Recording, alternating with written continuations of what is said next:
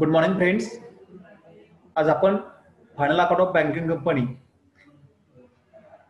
याचा फॉर्मॅट या ठिकाणी घेणार आहोत. लास्ट लेक्चरला आपण त्याचं थेरॉटिकल बॅकग्राऊंड त्या ठिकाणी अभ्यासलं आणि मग त्याचे अकाउंटिंग ट्रीटमेंट करत असताना किंवा त्याचं फिनान्शियल स्टेटमेंट बनवत असताना कुठल्या फॉर्मॅटचा त्या ठिकाणी वापर केला जातो त्या फॉर्मॅटचा आपण आज अभ्यास करणार आहोत त्या ठिकाणी. ओके,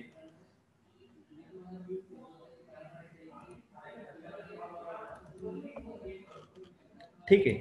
मग मी तुम्हाला मागच्या लेक्चरमध्ये पण सांगितलं इथे बँकिंग कंपनीचं फायनल अकाउंट बनवत असताना आपण ते व्हर्टिकल फॉर्मॅटमध्ये बनवतो. कसं बनवतो? व्हर्टिकल फॉर्मॅटमध्ये बनवतो. आणि म्हणजेच काय त्या ठिकाणी तिथे त्याचं प्रॉफिट अँड लॉस अकाउंट असेल किंवा बॅलन्स शीट असेल. प्रॉफिट अँड लॉस अकाउंट मध्ये अगोदर इन्कम, नंतर एक्सपेन्सेस, नंतर बॅलन्स शीट मध्ये देखील अगोदर लायबिलिटीज आणि नंतर असेट्स. ह्या पद्धतीने आपण तो फॉर्मॅट घेतो आहोत तिथे. आणि मग इथे आज आपण तो फॉर्मॅट बघणार आहोत. अतिशय काळजीपूर्वक लक्ष द्या. तुम्हाला तो व्यवस्थित समजावं म्हणून मी तो अगोदरच इथे टाईप करून ठेवलेला नाही, तुमच्या समोर मी टाईप करतो आणि त्यानुसार आपण तिथे जाणार आहोत. ठीक आहे.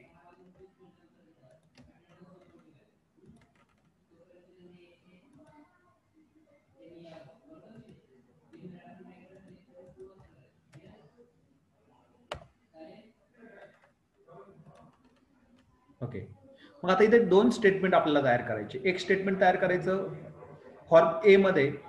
फॉर्म ए असेल तुमचा बॅलन्स शीट. काय असेल? बॅलन्स शीट असेल. काय असेल? बॅलन्स शीट असेल. मग इथे फॉर्म ए,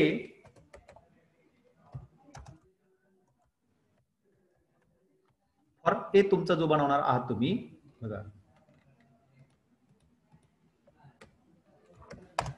फॉर्म ए हा फॉर्म ए काय असणार आहे? तुमचा बॅलन्स शीट असणार आहे.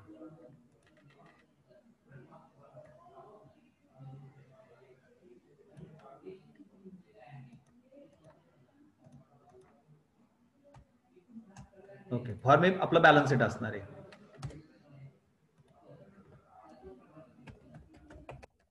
Balance sheet. मग आपण बॅलन्स शीटला हेडिंग देतो काय? इथं इन दी बुक्स ऑफ बघा.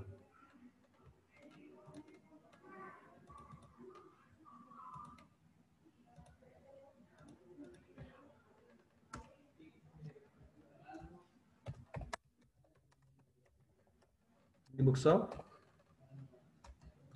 XYZ bank limited. Okay, bank limited जे काय बँकेचं नाव दिलं असेल ते घेतोय. बॅलन्स शीट ॲज ऑन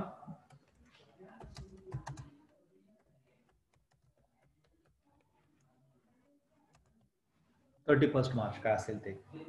आणि मग इथे आपण बघा इतक्या दिवस तुम्ही जसं आपण SYBCom ला कॉर्पोरेट अकाउंटिंग मध्ये कंपनी फायनल अकाउंट मध्ये ते बॅलन्स शीट बनवलं, सेम त्याच पद्धतीने इकडे देखील फॉर्मॅट तिथे बनवणार आहोत. एवढंच की हा फॉर्मॅट अतिशय सिम्प्लिफाईज आहे, अतिशय सिम्पल येतो, अतिशय सिम्प्लिफाईड येतो. ठीक आहे. आणि तिकडे मात्र तुम्हाला खूप जास्त आयटम तिथे नोंदवायची होती. आणि मग इथे घेत असताना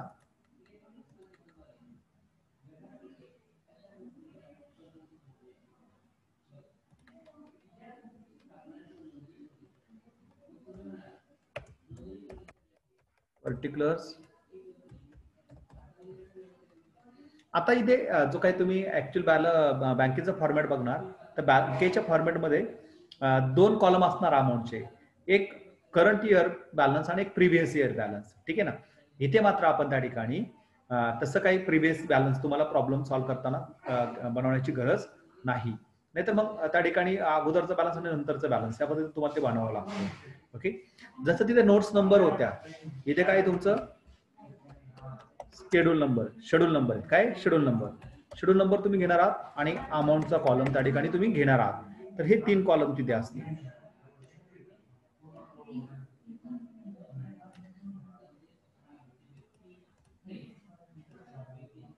हा झाला तुमचा फॉर्मॅट. हा झाला तुमचा फॉर्मॅट. ओके,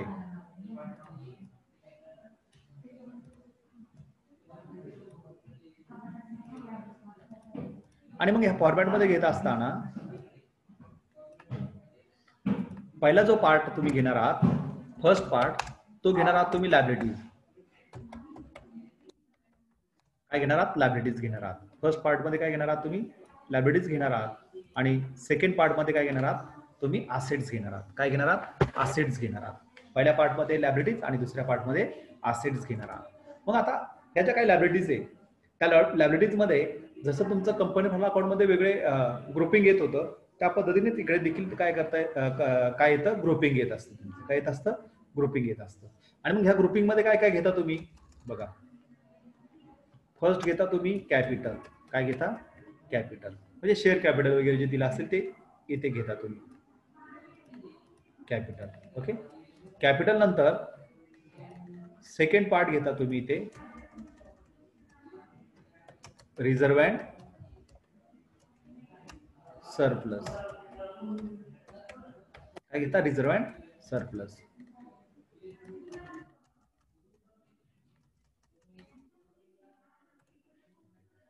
त्यानंतर तिसरा जो पार्ट या ठिकाणी तुम्ही घेता तो तिसरा पार्ट म्हणजे डिपॉझिट्स.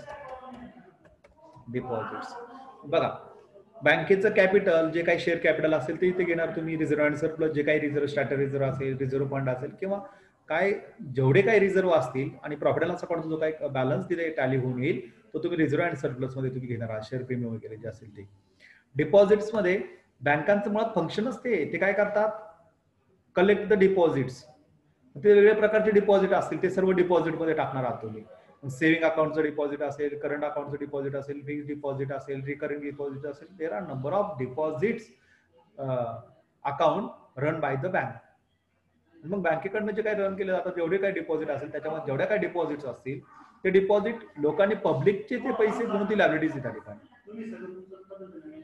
ओके तर ते डिपॉझिट्स.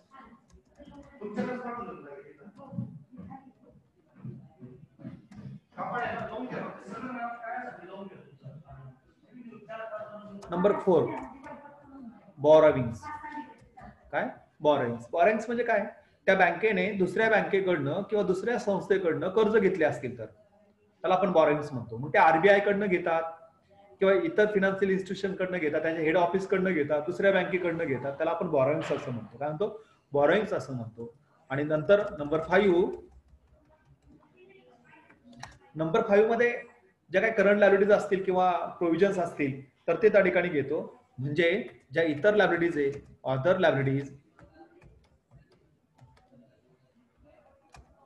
अँड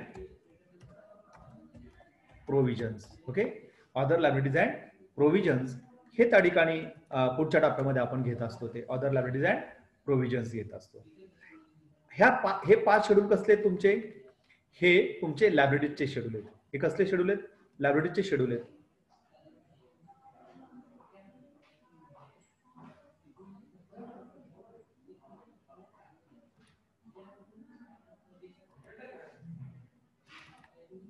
हे तुमचे लायबिलिटीजचे शेड्यूल आहेत. ठीक आहे. आणि मग बघा नंबरिंग फिक्स आहेत. कॅपिटलला शेड्यूल नंबर 1 त्यानंतर रिझर्व्ह सरप्लसला शेड्यूल नंबर 2 त्याच्यानंतर डिपॉझिटला शेड्यूल नंबर 3 बॉरोइंग्सला शेड्यूल नंबर 4 आणि अदर लायबिलिटीजला शेड्यूल नंबर 5. हे 5 शेड्यूल तुमचे लायबिलिटीज मध्ये येतात. अतिशय सोपं हे फिक्स आहेत 5च आहेत एवढ्याच पद्धतीने लिहायचं आपल्याला. ठीक आहे. हे 5 शेड्यूल बनवायचे. तिकडे नोट्स बनवल्या त्या लायबिलिटीच्या 5 नोट्स तुम्ही बनवणार आहात. ठीक आहे. ओके हे थोडं मी कॉलम ब्लँक ठेवतो. इथे काय येणार तुमचं टोटल फर्स्ट येणार.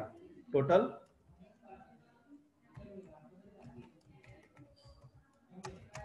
फर्स्ट येणार. ही जी टोटल लायबिलिटीज आहे याची फर्स्ट इथे येणार बरोबर. आणि मग याच्यातून काय करणार आपण लेस सेकंड काय तुमच्या असेट्स आहेत. काय असेट्स आहेत त्या असेट्स काय करणार याच्यातून लेस करणार. याच्यातून काय करणार लेस करणार बरोबर. असेट घेतो आहोत आपण इथं सेकंड डायरेक्ट लेस म्हणण्याची गरज नाही. सेकंड घ्या अगोदर आणि नंतर आपण तिसरा पार्ट फायनल करूया. ठीक आहे. Sorry asset and liability tally करतो इथं. प्रॉफिट अँड लॉस अकाउंटला आपण लेस म्हणतो. हा लेस करण्याची काही जरूर नाही. Extremely sorry. हा बॅलन्स शीटचा फॉर्मॅट घेतो आहोत आपण.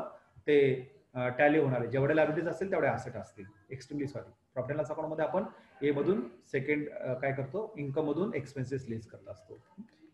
पुन्हा एकदा म्हणजे लेस शब्द मी वापरला चुकीचा शब्द वापरला. असेट्स मध्ये काय काय येतं, इथे असेट मध्ये तुमचे 6 आयटम आहेत, लायबिलिटीज मध्ये 5 आहेत आणि असेट्स मध्ये 6 आहेत, एकूण 12 आहेत. ते तिसऱ्या पार्ट मध्ये येतं कॉन्टिंजंट लायबिलिटीज, हा शेवटचा पार्ट आहे, तो टोटल मध्ये आपण घेत नाही आणि म्हणून तो शेवटच्या पार्ट मध्ये आपण तो टोटल मध्ये घेणार नाही आहोत. ठीक आहे, असेट्स मध्ये 6 घेणार आहोत. कोणते कोणते 6 आयटम आहेत तिथे असेट्स मध्ये? मग याच्यामध्ये असेट्स मध्ये पहिला आयटम येतो cash and balance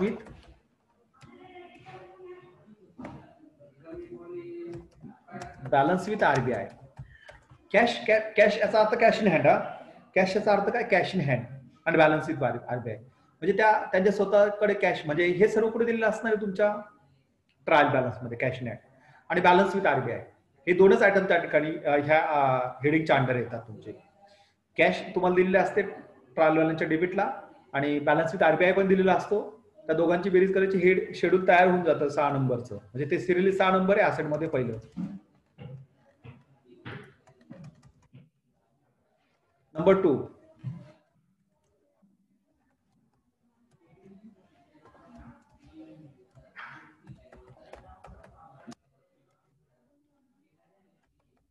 balance with bank. Balance with bank याचा अर्थ अदर बँक असा घ्यायचा. काय घ्यायचा? अदर बँक असा घ्यायचा. Balance with banks and money at call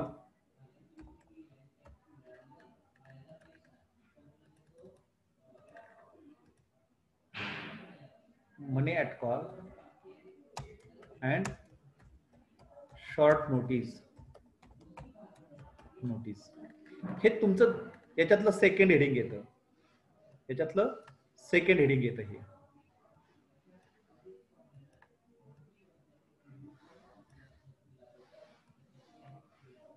okay, हे सेकंड हेडिंग येतं तुमचं इथं. काय? Balance with bank, money at call and short notice, हे तुमचं सेकंड त्या ठिकाणी हेडिंग येतं. आता याच्यामधल्या मनी ॲट कॉल आणि शॉर्ट नोटीस या कन्सेप्ट आहेत, त्या आपण नंतर ज्यावेळेस आपल्याला त्यातल्या महत्वाच्या ज्या सर्व आयटमचे ज्या काही महत्वाचे आयटम येतात त्याविषयी आपण डिस्कशन करणार आहोत फॉर्मॅट घेतल्यानंतर. मनी ॲट कॉल आणि शॉर्ट नोटीस ही प्रोव्हिजन ही खरं तर बँकेची इंटरनल प्रोव्हिजन त्या ठिकाणी असते की एका दिवसाच्या मुदतीवर एकदम ॲट कॉल पाहिजे तेव्हा त्या ठिकाणी ती फॅसिलिटी देणं, किंवा शॉर्ट नोटीसला डेट्स प्रिस्क्राईब केले तेवढ्या दिवसामध्ये ती फॅसिलिटी प्रोव्हाइड, तेवढ्या दिवसाकरिता ती फॅसिलिटी प्रोव्हाइड करणं, त्याला आपण शॉर्ट नोटीस असं म्हणतो. ते डिस्कस करणार आहोत आपण. तुर्तास आपला फॉर्मॅट आज झाला पाहिजे, पुढे जातो आपण. नंबर 3 म्हणजे सिरियल तुमचा नंबर 8 असेल. हा सिरियल काय असेल? 8 नंबर असेल. आणि असेटचा कितवा नंबर असेल? हा 8. असेटचा तिसरा नंबर असेल, तो इन्व्हेस्टमेंट आहे. काय? इन्व्हेस्टमेंट आहे. 4 नंबर मध्ये येतं ऍडव्हान्सेस. इन्व्हेस्टमेंट मध्ये जेवढ्या काही गुंतवणुका केल्या असतील, शेअर्स मध्ये कशा काय डिबेंचर वगैरे ज्या ज्या गुंतवणुका केल्या असतील त्या सर्व इन्व्हेस्टमेंट मध्ये येतं. ऍडव्हान्सेस, कंपनी जेवढे काय ऍडव्हान्सेस दिले असतील, bill discounted purchase, cash credit, loan, दिलेली कर्ज, हे सर्व ऍडव्हान्सेस मध्ये येतात. जे काय ऍडव्हान्स दिले असतील, loan, cash credit and overdraft असतील, हे सर्व त्या ठिकाणी ऍडव्हान्सेस मध्ये येतात. 4 नंबर येतात तिथं. ओके, हे झालं 4 नंबर. त्याच्यानंतर याच्यातला 5वा नंबर, 5th नंबर, याच्यामध्ये तुमच्या फिक्स्ड असेट येतात. काय येतात? फिक्स्ड असेट येतात. बँकेचे जे काही फिक्स्ड असेट्स असतील त्या सर्व फिक्स्ड असेट त्याच्यामध्ये येऊन जातात, फिक्स्ड असेट मध्ये. त्याच्यानंतर लास्ट हेडिंग इथे अदर असेट.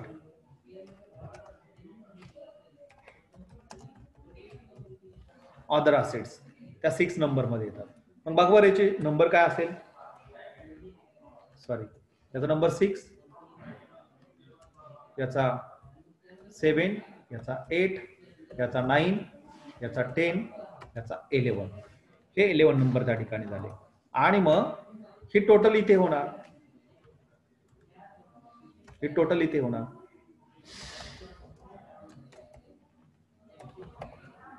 Total second. ठीक आहे, ही टोटल इथे होणार. ही टोटल इकडे होणार. हे का ब्लँक सोडलं मी, याच्या नोट्स आपण याचे शेड्यूल बनवणार आहे, त्या शेड्यूलची टोटल आपल्याला इकडे लिहायची, म्हणून मी ते शेड्यूल तयार केल्यानंतर ती अमाऊंट इकडे लिहिणार, त्यावेळेस ते टॅली होईल इथे. ओके. आणि याच्यामध्ये नंबर 3 एक शेवटचा पार्ट असतो, तो म्हणजे कॉन्टिंजंट लायबिलिटी.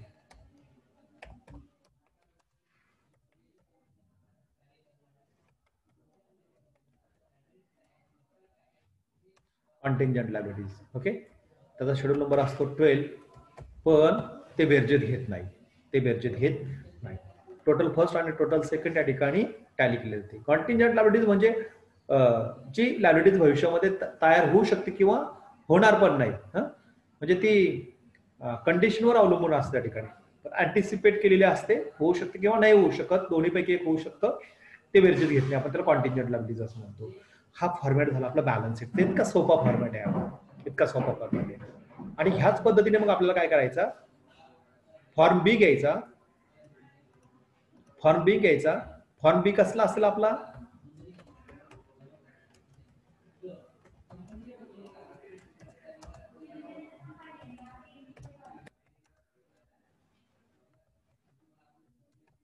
फॉर्म बी घ्यायचा. फॉर्म बी काय असेल आपला, इथे परत आपण काय घेणार, in the books of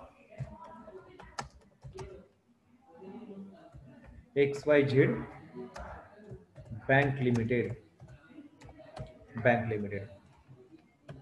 statement of profit and loss किंवा प्रॉफिट अँड लॉस अकाउंट आपण असंही त्या ठिकाणी त्याला म्हणू शकतो, आपण प्रॉफिट अँड लॉस अकाउंट असं देखील त्या ठिकाणी त्याला आपण म्हणू शकतो. ठीक आहे. मग ते घेऊयात आपण त्या ठिकाणी.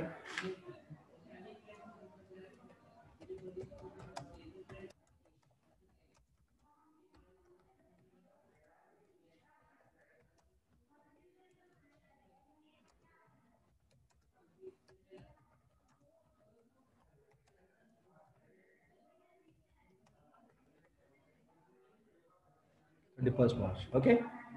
सेम फॉर्मॅट आहे, तसंच फॉर्मॅट आपल्याला इथे घ्यायचंय परत.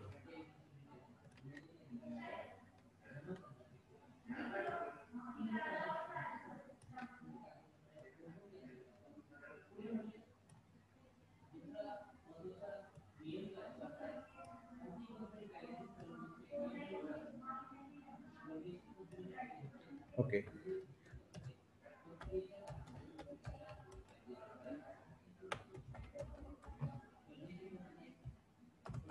इथे पण त्याचा शेड्यूल नंबर, त्याची अमाऊंट,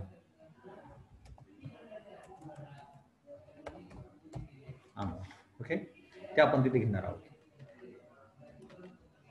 इथे अमाऊंटला इनर आउटर कॉलम घेतला तर आणखी चांगलं होईल. इथे थोडस इंटरनल ऍडजस्टमेंट आपल्याला घ्यावे लागतात.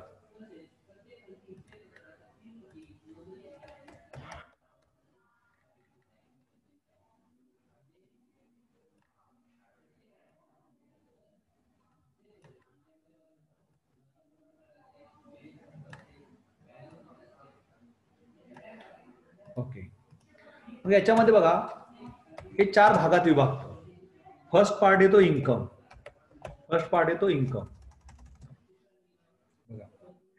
आता बँकेच्या दृष्टिकोनातून इन्कमचा सगळ्यात मोठा सोर्स कोणता, तो म्हणजे त्यांनी दिलेले कर्जावरील व्याज, त्याला म्हणतो आपण इंटरेस्ट अर्न.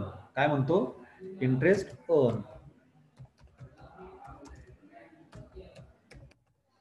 हा झाला तुमचा पहिला, याच्यातला पहिला हेडिंग. ओके. दुसरा पार्ट घेणार आपण इथे, सेकंड पार्ट घेणार, बाकीचा जो काही इन्कम, ऑदर इन्कम म्हणतो, ऑदर इन्कम म्हणजे व्याज सोडून जेवढं काही इन्कम त्यांना मिळणार आहे ते आपण सेकंड नंबर मध्ये घेणार आहोत. ओके. सेकंड नंबर मध्ये घेणार. इथे किती शेड्यूल झाले, 12, म्हणजेच आता इथं शेड्यूल नंबर असेल 13 आणि हा असेल 14. सेरेली येते त्या ठिकाणी, त्याचे शेड्यूल्स बनवणार आहोत आपण त्यानंतर ते. मग इथे टोटल फर्स्ट, ओके, हे टोटल फर्स्ट इथे घेणार आहोत आपण इथे, सॉरी आउटरला. ओके. आता याच्यातनं मग सेकंड घेणार इथे एक्सपेंडिचर किंवा एक्सपेन्सेस म्हणू शकता. ओके. एक्सपेंडिचर बघा, याचे पण आता इथे 3 पार्ट येतात. इंटरेस्ट अर्न आणि अदर इन्कम हा इन्कम झाला. आता त्यांचा खर्चाचा सर्वात मोठा कोणता आयटम असू शकतो रे? जे काही व्याज दिलं जाईल त्यांच्याकडे जे डिपॉझिट त्याच्यावरचं व्याज, इंटरेस्ट पेड, बरोबर ना? म्हणून इथे येतं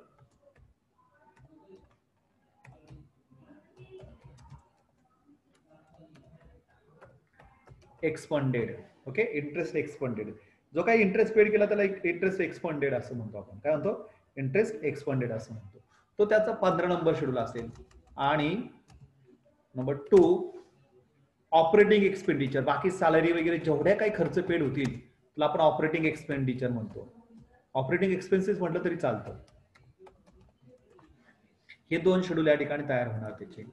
आणि ज्या काही तरतुदीत प्रोव्हिजन्स आहेत त्या प्रोव्हिजन्स आपण इथे घेत असतो 3 नंबर मध्ये. त्याचं शेड्यूल बनवत नाही, त्या इंटरनल ऍडजस्टमेंट घेत असतो आपण प्रोव्हिजन्स. ओके, ह्या प्रोव्हिजन मध्ये 2 प्रकारच्या प्रोव्हिजन्स येतात मित्रांनो.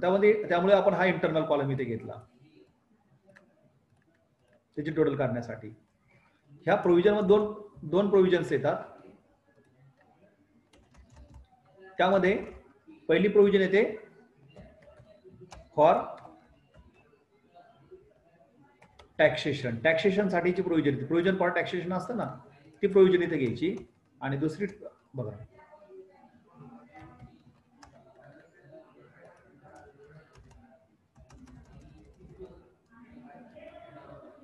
दुसरी प्रोव्हिजन घ्यायची आरडीडी. याचा दुसरा इफेक्ट आणखी एक द्यायचा असतो, तो त्या शेड्यूल मध्ये कुठे दिलेला आहे त्यानंतर मी तुम्हाला एक्सप्लेन करेन. इथे एक त्याचा इफेक्ट दिला आपण ह्या दोन्ही आयटमचा, आणि त्याचा दुसरा इफेक्ट हा आपल्याला त्या लायबिलिटी साईडला द्यायचा. तो कोणत्या शेड्यूल मध्ये द्यायचा ते शेड्यूल बनवल्यानंतर मी तुम्हाला सांगेल. ओके, आता इथे झालं शेड्यूल नंबर हे 15 आणि हे झालं 16. ओके, याला काय शेड्यूल असत नाही. मग याच्या आउटरला बेरीज घेतली ही,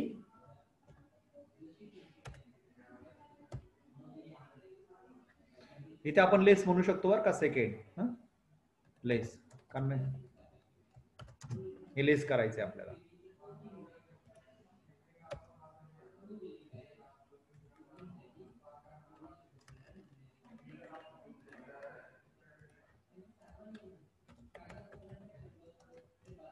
टोटल सेकंड, बरोबर, टोटल सेकंड आलं इथे.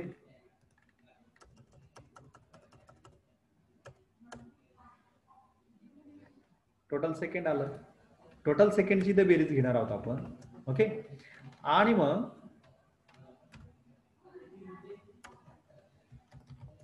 नंतर नंबर 3 इथे येणार आपलं. काय ना, नंबर 3 इथे येणार. आता इथे प्रॉफिट कॅल्क्युलेट होणार आपला. काय कॅल्क्युलेट होणार? प्रॉफिट कॅल्क्युलेट होणार. Is it clear? प्रॉफिट और लॉस.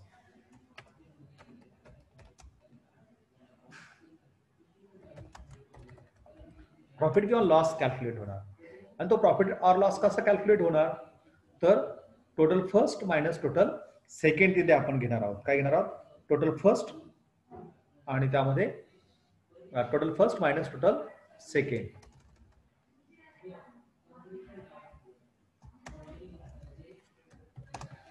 ओके, त्याच्यामध्ये फर्स्ट घेतो मग आपण ते.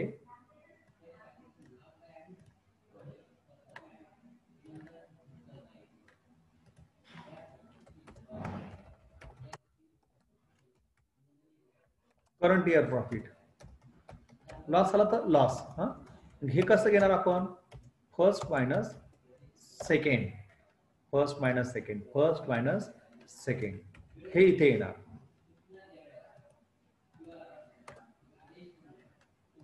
Is it clear? आणि इथे तुमच्या प्रॉब्लेम मध्ये जर तुम्हाला अप्रोप्रिएशनचा बॅलन्स दिलेला असेल, प्रॉफिट अँड लॉस अप्रोप्रिएशनचा म्हणजे मागच्या वर्षीचा जमा करून आलेला जो बॅलन्स आहे, तो बॅलन्स जर तिथे दिला असेल तर तो तुम्ही काय करता? इथे ऍड करता. काय करता? ऍड करता.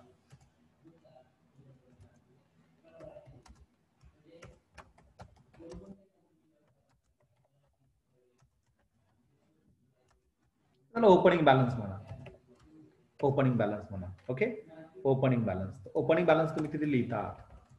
ओके, हा झाला तुमचा टोटल थर्ड. हे झालं टोटल थर्ड.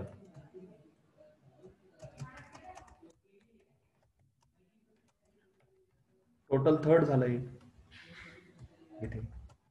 ओके. आणि मग याच्यातून नंबर 4 तुमचं स्टार्ट. हे बघा इथे काय हा करंट इयरचा प्रॉफिट आहे. हा कसा कॅल्क्युलेट केला तुम्ही? बघा total first minus total second. आणि हा प्रॉफिट लॉस अकाउंटचा ओपनिंग बॅलन्स म्हणजे मागच्या ट्रायल बॅलन्स मध्ये दिलेला असतो क्रेडिट साईडला आपल्याला मागच्या वर्षीचा जो काही मागच्या वर्षीपर्यंत जो प्रॉफिटचा बॅलन्स संचित येतो. अप्रोप्रिएशन अकाउंट पण म्हणतात त्याला, profit loss account appropriation balance, तो इथे घेतला. त्या दोघांची बेरीज केली म्हणजे हा टोटल प्रॉफिट झाला, टोटल थर्ड. आणि याच्यातून मग आता आपल्याला वाटप करायचं, त्याला आपण अप्रोप्रिएशन म्हणतो. काय म्हणतो? अप्रोप्रिएशन असं म्हणतो. अप्रोप्रिएशन करायचं. मग अप्रोप्रिएशन कशासाठी करायचं? तर पहिली तरतूद त्या ठिकाणी फिक्स आहे.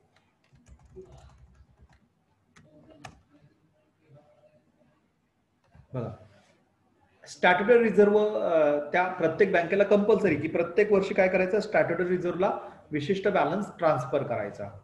आणि तो किती येतो? 20% आहे. किती येतो? 20% आहे. 20% ऑफ करंट इयर प्रॉफिट. किती?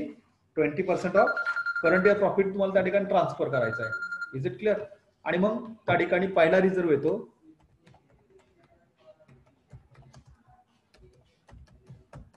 Statutory reserve. काय? Statutory reserve. तो स्टॅट्युटरी रिझर्व्ह आपण त्या ठिकाणी काय करतो आहोत? ट्रान्सफर करतो आहोत. काय करतो आहोत? ट्रान्सफर करतो आहोत. कोणता नेट प्रॉफिट असेल इथे? हा करंट इयरचा बरं का. कोणता? करंट इयरच्या बॅलन्सवरच तो फक्त ट्रान्सफर होईल. तुम्हाला मागचा जो बॅलन्स आलेला आहे त्याच्यावर मात्र तो देता येणार नाही. तितकं मात्र त्या ठिकाणी लक्षात ठेवायचं की जो काही बॅलन्स आहे अगोदरचा, कुठला बॅलन्स? लास्ट इयर पर्यंतचा जो बॅलन्स आहे त्याच्यावर तो देता येणार नाही. तो फक्त कशावर देता येईल आपल्याला?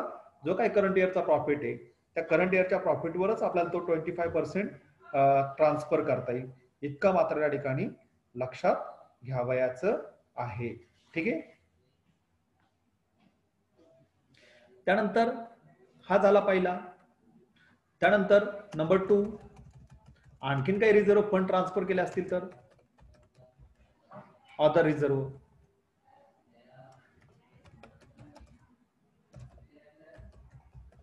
अदर रिझर्व्ह काय डिव्हिडंडची प्रोव्हिजन असेल त्याला आपण प्रपोज्ड डिव्हिडंड म्हणतो. तो तिथे ट्रान्सफर झाला असेल, तो तिथे ट्रान्सफर करायचा, proposed dividend. Okay. Proposed dividend. Is it clear?